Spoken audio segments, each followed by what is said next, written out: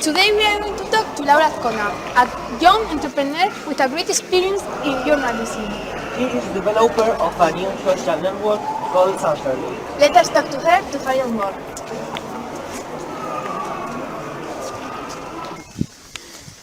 Good afternoon. We are a group of students from la Presentación FESD School. We are taking part in a challenge organized by Diario de Navarra. The objective is to encourage young people to interview an innovative entrepreneur like you and try to get a real taste of what journalism is about. We would really like to express our gratitude to you for rating us this interview. Your work is astonishing. After your successful press career, what gave you up on the idea to develop this social network? Well, I don't think my career has been that successful, despite I don't have any complaints about it. But I guess it was something inside of me telling me to make my own project of making a living on my own, of something related to what I really like, which is tourism, languages, traveling, people. So I guess it was something related to that. What does SANFERLINK consist of? SANFERLINK is a social network related to San Fermin. The aim of this social network is putting together people coming from abroad and also people, for example, from Spain and local people from Pamplona. With the amount of people coming to Pamplona every year, like we are talking about, I don't know, maybe 1 million people coming to Pamplona, why not to take this amount of people and doing something useful for them? This means like people has a lot of questions before coming here, so they need advice, they need accommodation, they need recommendations, so why not giving them a place to talk together about what they are feeling, about the fiesta and about the party and what they need to come here to Pamplona. And also, why not to find people who's coming on the same days as you, and who has as well the same interest as you do. So you can find people, for example, you can look for people who's going to go to the running of the bulls on the 7th July, and you want them to be on the age between 24 and 28 and being Australian. So you get a list of people, and then you pick up those people who are interesting for you, and you choose to send them a message, to invite them to the running of the bulls or whatever it is. Have you counted with the assistance of professionals to bring this social network to life? Well, if we consider professional people, yes. If we're talking about the formation I've received with the Yuzz program run by Banesto, yes, of course I've done, and I had mentors and teachers who taught me a lot. On the other side, if you are talking about businesses, angels, or something like this, I haven't. What I really had is my partner, my colleague, which is the one who's taking part of the IT part of the website, and also a lot of own learning. I mean, reading a lot, talking with a lot of people, and moving a lot to get the proper contacts. Has the creation of the social network been a good experience to you? Of course it is. It is, and it's being, I mean, because it's something that is not gonna stop till it dies, and I hope it's not gonna die ever. But yeah, it is. Also in the personal and professional life. Do you believe people are going to consider your social network useful and it is going to receive a warm welcome? I hope so. I mean, it's the aim of everything. I know there is going to be people you cannot, when you create a project, you cannot expect all the people, everyone likes it. You have to find your own target of people who's gonna find it useful. So if we take the part of, okay, I'm helping these kind of people, not for example 1,000,000 people, but if it's useful for 100 people, for me it's fine. I mean, it's of course I want a warm welcome and everything, but if it's not, I mean, it's fine. What do you think it is necessary to make this social network attractive to people? Do you have a plan of marketing or something like that? We're working on that, but yeah, of course, you have to plan everything related to marketing, also with communication, and if you have something, I'm sure if you have something which is interesting for people, it's gonna work. So you have to think what people are expecting about this new website. What can you offer them, and put everything together so you can bring them a really good product. So yeah, you have to plan it. Of course, you have to do a lot of plans with that, but yeah, you also have to change them on your way. I mean, you must have the ability to change it if something is not working. When is the launching date of this social network? Hopefully, we are talking about a couple of weeks from now on. There's been, of course, like in every kind of project, a lot of circumstances and problems and everything, but if everything is okay, it's a couple of weeks from now. Will it be free? Of course. For users, for people who's registered, it's gonna be for free. Yeah. What did you feel when you won the Yuzz Prize? Did it encourage you to consider being an entrepreneur in the long term? Well, I was remembering the recording the day they told me I was the winner for that prize, and actually I was in a meeting, and it was everybody knows that they were saying who was the winner about midday. So I was like in that meeting with 15 people, and then I was like, okay, it's midday, I have to have a look at my phone, so let's check it and everything. And I was like having a look to my phone, and then I was like, oh my God. And this WhatsApp message is like, hey Laura, congratulations. And I was like jumping and screaming and going out of my mind, like, it's me, I'm the winner. So I was like, I remember that as like a super great day, and it was such a, I don't know, a fulfilling sensation. Like I haven't had one that big before. But yeah, of course, this encouraged me quite a lot to keep on working and to see that your project has a kind of reconnaissance, like people appreciate that. So this was like a big push to me.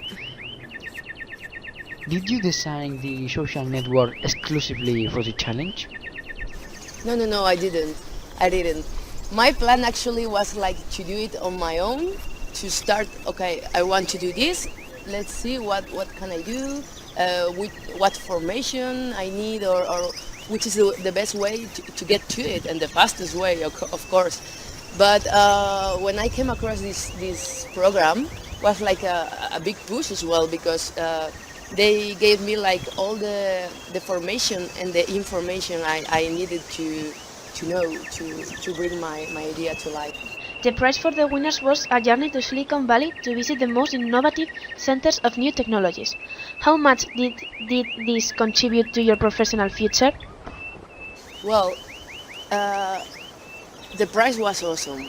I mean, you get this trip to Silicon Valley, you go there with another 33 people from every region, and I always say like we were like the Miss España casting, because we were talking to each other like, hey Murcia, hey Canarias, hey Zaragoza. So you are like on the same mood. I mean, you meet people like they are on the same point as you do. They have the same feelings, the same doubts, everything. So first of all, what I got from that trip was a lot of networking, and also a lot of new friends, and a big new experience, and I don't know, another point of view of what the Americans or the ecosystem of Silicon Valley, how they work there.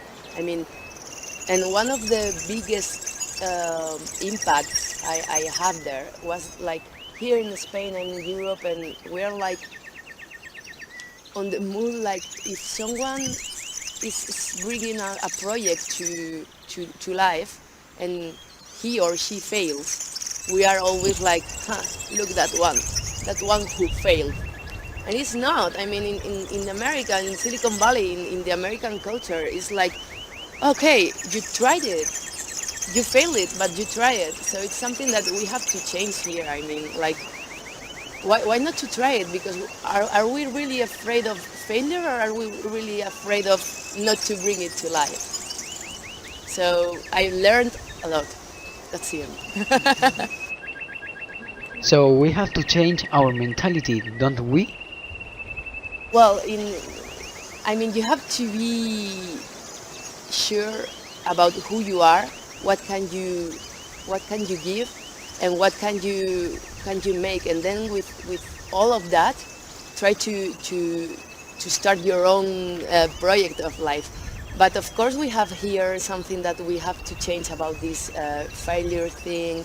But we also have like good things, which are like this power of connecting with people that we have here, that maybe they don't have that expression thing there, you know. So we have good and bad things here, so they do there as well, good and bad things. But I think you have to make the most of you to get all the good things and put them all together so they can be useful for you. Did you ever think about creating an app during your academic training? Of course not. Of course not, and I'm gonna tell you why. Because by the time I was studying, Facebook was not Facebook, and Twitter was not Twitter. I mean, of course, they were not even invented by the time I was starting my degree. Oh my God, what old am I? No, the thing is, yeah, well, I didn't came across that idea because new technologies were not the new technologies they are right now. I mean, new technologies at that time was another thing, maybe blogging, which was like blogging was like starting, and of course Twitter, I think Twitter was born on 2006, and I was studying at that time, but of course I didn't knew it. But yeah, now I'm kind of jealous of people who's studying now, because they have like another option now. Even in my degree, they are studying now cyber journalism, something that I couldn't even imagine at the time I was studying. But yeah, you can also learn after that. You have worked for different newspapers, magazines, radio stations. Right now, you are the head of the communication and marketing department at Telecom Innovatecno, an electric company with outstanding reputation in the field of new technologies. What does your job really consist of? Well, my job is the best job ever. I mean, because it's something that I've studied for and they pay me for it. It's as simple as that. So my job is trying to make my brand, which is SPC, by the way, by SPC. Telecom Innovatecno has many brands, but they are with a big project now of putting together two brands in one. And my task is to communicate it so people knows the mark. I mean, knows your brand. Sorry. So.